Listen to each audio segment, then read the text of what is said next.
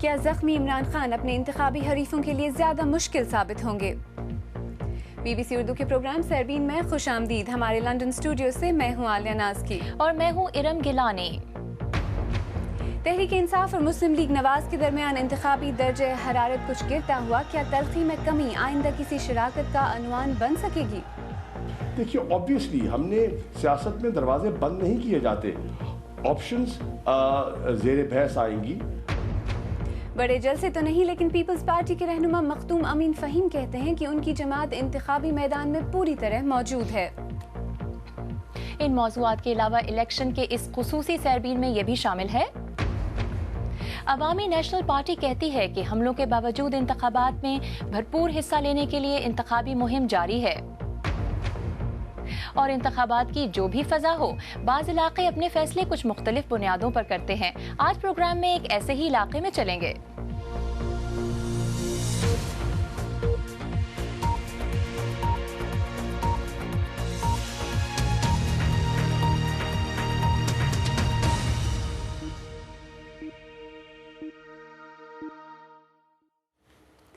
Be B سی اردو کے programme سیربین میں خوش آمدید. میں ہوں عالیہ ناز کی.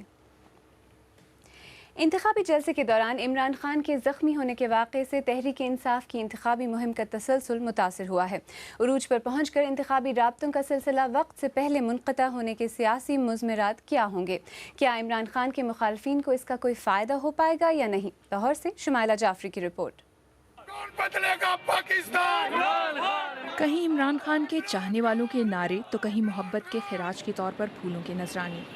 لاہور کے شوکت خانم ہسپتال میں آج کا دن معمول سے بہت مختلف رہا، کیونکہ آج یہاں بہت سے لوگوں کے مسیحا عمران خان خود زیر علاج ہیں.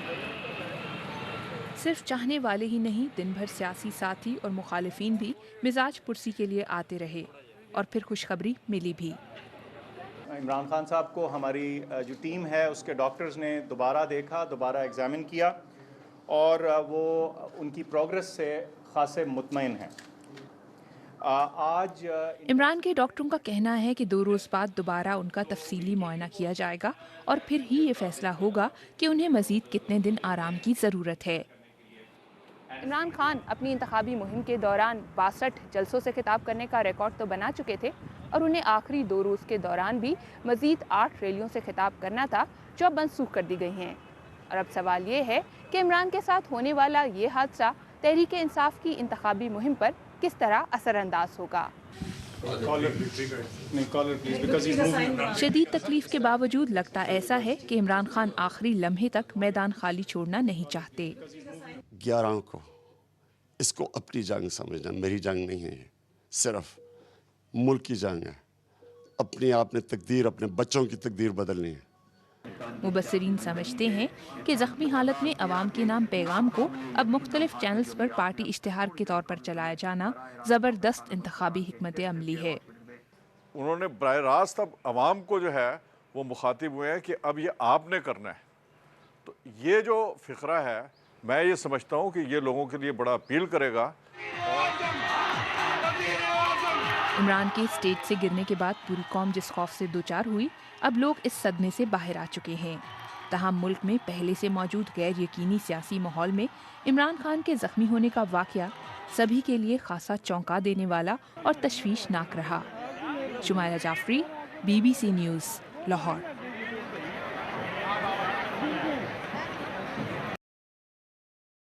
ناظر، میں اب سے کچھ دیر پہلے تحریک انصاف کے مرکزی رہنما شاہ محمود قریشی سے میں نے پوچھا کہ جس لب و لہجے میں عمران خان اور تحریک انصاف نے نواز شریف اور صدر زرداری کے خلاف انتخابی مہم چلائی، اس سے کیا انہوں نے مستقبل میں اپنے لیے مخلوط حکومت کے راستے بند نہیں کر لیے؟ دیکھیے، پہلی بات تو یہ ہے کہ عمران خان صاحب نے 2 بڑی جماعتوں کے خلاف موقف نہیں ہے، وہ ان کی کارکردگی پر روشنی ڈال رہے ہیں. 5 سال پاکستان میں پیپلز پارٹی نے اور مسلم لیگ نواز نے حکومت کی ہے. ان کی کارکردگی قوم کے سامنے ہے. قوم مایوس ہے اور اس مایوسی کے عالم میں قوم آج تحریک انصاف کی طرف اور عمران خان کی طرف دیکھ رہی ہے. تو اس کا کیا مطلب ہے کہ پی ٹی آئی ولنگ ہے، وہ اگر مخلوط حکومت کا حصہ اسے بننا پڑا تو ایسا وہ کرے گی 2 بڑی جماعتوں کے ساتھ؟ ہم بڑے پر امید ہیں اور بڑے پر اعتماد ہیں کہ انشاءاللہ ہم تنہا سمپل میجورٹی کی پوزیشن میں ہوں گے. اب فرض کیجئے ایسا نہیں ہوتا تو ہم انشاءاللہ الیکشن کے بعد پی ٹی آئی کی لیڈرشپ عمران خان کی سربراہی میں ملے گی. الیکشن کے فوراً بعد ہمارا اجلاس ہوگا اور ہم اپنا لاہ عمل 12 تاریخ کو مرتب کریں گے. جی یعنی لیکن یہ راستہ کھلا ہے، مخلوط حکومت کی طرف جو راستہ جاتا ہے وہ راستہ کھلا ہے. دیکھیے آبویسلی ہم نے سیاست میں دروازے بند نہیں کیے جاتے. آپشنز زیر بحث آئیں گی. ہمارا ایک موقف رہا ہے، اپنے موقف کو سامنے رکھتے ہوئے، اپنے نظریے کو سامنے رکھتے ہوئے، عوام سے کیے گئے اپنے وعدوں کو سامنے رکھتے ہوئے ہم اپنی پوزیشن لیں گے. جی قریشی صاحب، تحریک انصاف ایک جمہوری پارٹی ہے، طالبان سے مذاکرات کی حامی بھی ہے. طالبان جمہوری نظام کی ہی نفی کرتے ہیں، اسی کے مخالف ہیں، تو پھر ان سے بات چیت کس بات پہ ہوگی؟ مذاکرات ہم کیوں کریں گے؟ مذاکرات ہم نہیں، مذاکرات دنیا کرنا چاہتی ہے، اور وہ ہے افغانستان میں امن کے لیے، افغانستان میں استحکام کے لیے. کیونکہ جب تک افغانستان میں امن اور استحکام نہیں ہوگا پاکستان متاثر ہوتا رہے گا. جی طالبان سے مذاکرات سبھی کر رہے ہیں، لیکن پاکستان میں جو بیت اللہ محسود کے آدمی ہیں وہ پوسٹر لگا رہے ہیں کہ ووٹ نہ ڈالا جائے، تو ان لوگوں سے کس طرح کی بات کریں گے آپ؟ نہیں دیکھیے، ان کا ایک نقطہ نظر ہے، ضروری نہیں ہم اس نقطہ نظر سے اتفاق کریں. ہم سمجھتے ہیں کہ ووٹ ڈالنا ہمارا جمہوری حق ہے، ہمارا آئینی حق ہے، اور ہماری نظر میں اسلام میں ایسی کوئی پابندی نہیں ہے. عمران خان صاحب ڈرون گرانے کی بات کرتے ہیں، جو فوج کے سربراہ ہیں انہوں نے کہا کہ طالبان کے خلاف جو جنگ ہے وہ پاکستان کی جنگ ہے، تو پھر یہ ڈرون عمران خان صاحب کیسے گرائیں گے؟ سوال یہ ہے کہ افغانستان کے ساتھ جو جنگ ہے وہ آپ نے دنیا نے لڑ دیکھی ہے. آج ساری دنیا سمجھتی ہے کہ ریکنسیلیشن، ری انٹیگریشن جو ہے از دا وے فارورڈ. جہاں تک ڈرونز کا تعلق ہے، آج پاکستان میں نہیں بلکہ امریکہ میں، برطانیہ میں اور انٹرنیشنل ہیومن رائٹ آرگنائزیشنز جو ہیں وہ سمجھتی ہیں کہ وہ انٹرنیشنل لاء کی وائلیشن ہے. جی قریشی صاحب، بات سادہ سی ہے کہ جو ڈرون حملے ہو رہے ہیں وہ جو پاکستان کی جو جنگ ہے، جو فوجی سربراہ کہہ رہے ہیں کہ پاکستان کی جنگ ہے طالبان کے خلاف، اس کا حصہ ہے. تو کیا آپ کے کہنے پر وہ اپنے ہی خلاف کارروائی کرنا شروع کر دیں گے؟ بات یہ ہے، جنگ جو جیتی جاتی ہے یا لڑی جاتی ہے اس کے بہت سے طریقہ کار ہوتے ہیں. اس میں ڈرونز کو استعمال کیا گیا، اور آج میں نہیں یہ کہہ رہا، امریکن ریسرچ اور امریکن یونیورسٹی اسٹینفرڈ اور دوسری یونیورسٹیز کی ریسرچ یہ کہہ رہی ہے کہ یہ حکمت عملی ناکام ہوئی ہے. تو آج امریکہ کو بھی اپنی پالیسی پر نظر ثانی کرنی ہوگی. اگر امریکہ چاہتا ہے اور نیٹو فورسز چاہتی ہیں کہ اس خطے میں امن ہو تو انہیں پاکستان کی مشاورت سے چلنا ہوگا، اور پاکستان دنیا کے ساتھ تعاون کرنا چاہتا ہے.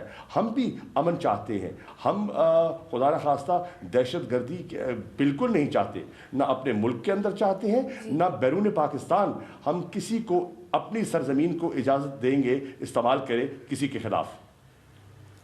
پاکستان تحریک انصاف کے رہنما شاہ محمود قریشی، جن سے میں نے کچھ دیر پہلے بات کی. عمران خان کے حادثے کے بعد نواز شریف نے فوری طور پر انتخابی مہم اور عمران خان کے خلاف مسلم لیگ نون کے اشتہارات روکنے کا اعلان کیا. جتنی زیادہ سیٹیں عمران خان جیتیں گے اس کا براہ راست اثر مسلم لیگ نون کے نتائج پر بھی پڑ سکتا ہے. اسی بارے میں مزید بات کرنے کے لیے اس وقت ہمارے ساتھ اسلام آباد سے براہ راست موجود ہیں BBC اردو کے ایڈیٹر عامر احمد خان. عامر، زخمی تو عمران خان ہوئے، مگر لگتا یہ ہے کہ نقصان شاید نواز شریف کی مہم کو پہنچے. دیکھیں عالیہ، جو عمران خان صاحب کے ساتھ جو حادثہ ہوا اس کی فوٹیج جو بار بار یہاں پر ٹی وی پر چل رہی ہے وہ واقعی دل دہلا دینے والی فوٹیج ہے. اس کو کوئی بھی دیکھے گا تو ان کو عمران خان کے ساتھ ہمدردی پیدا ہوگی، اور اس میں کوئی شک نہیں کہ اس حادثے نے ان کے لیے خاصی ہمدردی لوگوں کے اندر پیدا کی ہے.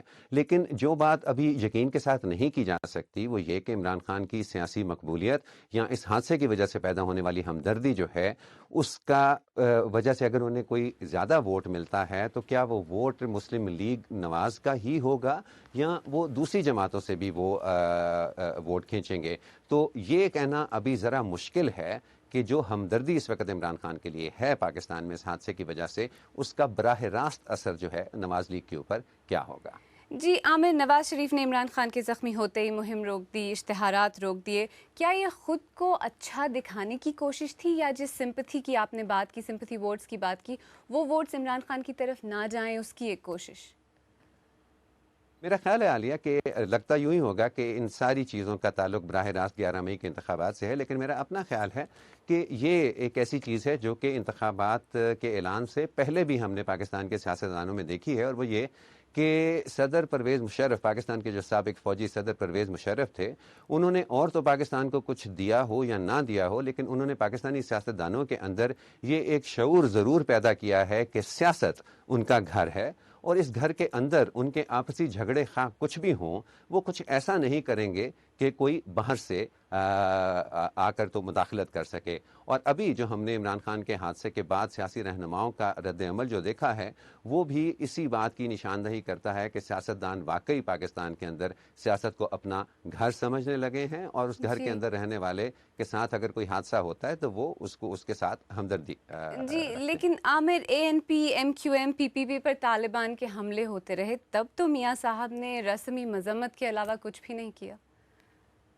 دیکھیے بات یہ ہے کہ طالبان جو پاکستان کی سیاسی جماعتیں عالیہ اس وقت طالبان کے نشانے پر نہیں ہیں، ظاہر ہے ان کو وہ یہی سمجھتے ہیں کہ طالبان کے خلاف کوئی واضح طور پر مذمتی بیان جاری کرنا یا طالبان کے خلاف کوئی پالیسی سٹیٹمنٹ دینا اس وقت آبیل مجھے مار کے کی طرح ہوگا، تو وہ یہ نہیں چاہتے کہ انتخابات کے اتنے قریب کوئی ایسی بات کریں یا ایسا کوئی بیان دیں جس سے طالبان کی توپوں کا رخ جو ہے وہ جو 3 پارٹیاں جن کا آپ نے ذکر کیا ان سے مڑ کر ان کی جانب آ جائے، تو شاید اس کے اندر یہ حکمت عملی نظر آتی ہے ہمیں۔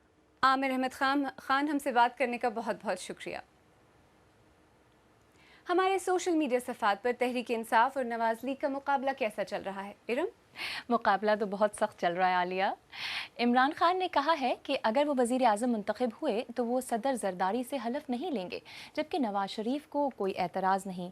کس کا موقف درست ہے یہ جاننے کے لیے ہم نے یہ سوال آپ سے پوچھا، اور رضوان یوسف نے اسلام آباد سے اس کا کچھ یوں جواب دیا کہ عمران خان کو یہ سمجھنا ہوگا کہ آصف زرداری منتخب صدر ہیں اور ان سے حلف لینے سے انکار غیر آئینی ہے۔ آپ کا کسی سے ذاتی اختلاف ہو سکتا ہے، لیکن اس کی بنا پر آئین کو نہ ماننا غلط ہے۔ رانا نصیر احمد کا ہالینڈ سے بھی یہی کہنا ہے کہ صدر سے اپنے عہدے کا حلف نہ لینا جمہوریت کو کمزور کرنے کی کوشش ہے۔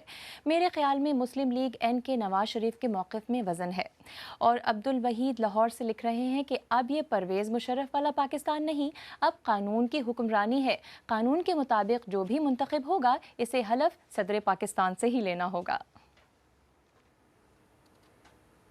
آپ BBC اردو کا پروگرام سیربین دیکھ رہے ہیں، کچھ دیر بعد دیکھیے گا 5 برس تک حکومت کرنے والی پیپلز پارٹی پر امید ہے کہ وہ اتحادیوں کی مدد سے ایک مرتبہ پھر حکومت بنا لے گی۔